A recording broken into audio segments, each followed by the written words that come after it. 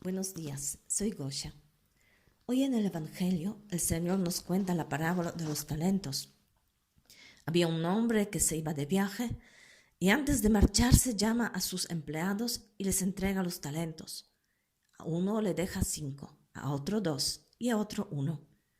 Cuando después de un tiempo el Señor vuelve de viaje, llama de nuevo a sus empleados y les pide las cuentas de los bienes que les dejó. El que tenía 5 talentos le entrega otros 5. El que tenía 2 le entrega otros 2. Pero el que tenía 1 le devuelve solo 1, sin haberlo multiplicado. El dueño de los talentos no está contento de este siervo. Le dice: «Eres un empleado negligente y holgazán. ¿Con qué sabías que ciego donde no siembro y recojo donde no esparzo? Pues debías haber puesto mi dinero en el banco para que al volver yo pudiera recoger lo mío con los intereses». Al final, a este empleado se le quita el talento y se lo echa fuera a las tinieblas, donde hay el llanto y el rechinar de dientes. Cuando leí esta parábola me pregunté, ¿por qué esta reacción así fuerte del dueño de los talentos? ¿Qué simbolizan estos talentos? ¿Qué es que el Señor quiere ciegar sin haber sembrado y recoger sin haber esparcido? Algunos dicen que los talentos son nuestros dones personales que tenemos que desarrollar, pero yo no estoy de acuerdo que el Señor pone tanta importancia a nuestro desarrollo personal hasta el punto que si no lo hacemos nos va a echar en las tinieblas. Pues, ¿qué es que importa tanto al Señor?